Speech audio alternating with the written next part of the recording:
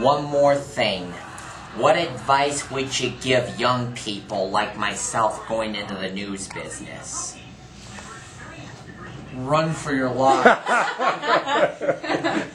You see what happens? No, I would tell them writing. That's the one thing I think a lot of people miss about our business.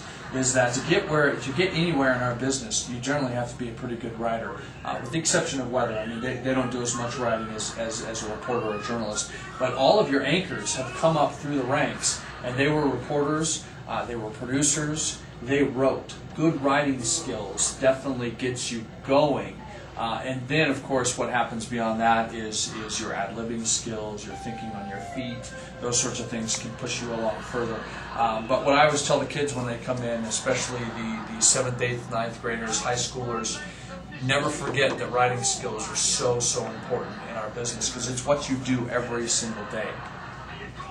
What would you give young people getting into the business? I would say the most important thing is to be persistent. I think getting your first job in news sometimes can be tricky. Getting your second job can be tricky. And you just have to really be persistent. Figure out what you want, figure out exactly what you want to do, and where you want to go. If location is your most important thing, I really wanted to make my way back to Colorado, so that was very important for me. And I just had to keep being persistent and keep trying to get back into Colorado because that's what I wanted more than anything. So I think if a person wants to, in your case, work with the Fox Network, you just need to still be persistent, don't take no for an answer, and just keep applying and keep right at it. And to piggyback on that, I would say, for instance, if I post a job, I can get close to 100 resume tapes.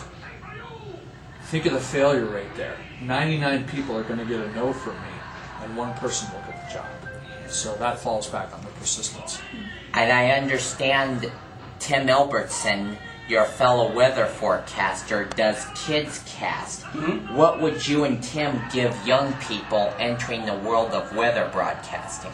Well, I'm not going to speak for Tim, but I'm going to speak for myself. And what I tell everybody when I go out to speak to schools, speak to students, speak to anybody, as a matter of fact, and this applies to weather, but it also applies to pretty much any job you might want to get as you get out of high school or college and looking for jobs. That is to read, write, and speak the English language as well as you can. Because if you do that, no matter what job you're in, you'll be better off the better you read, write, and speak English.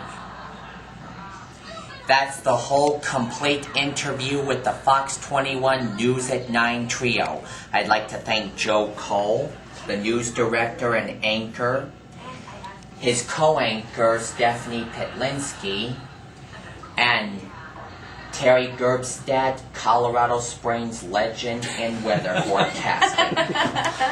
You're a legend, Terry. I'm a legend in my own mind. And in our minds. And that's what it's all about. Wednesday, May 14th, 2008. Brian Scoop Nemeth moderating this interview. Thank you for joining us, and remember, life is a cheerful buffet with opportunity desserts, so don't fill up on negativity bread. See you along the way, America.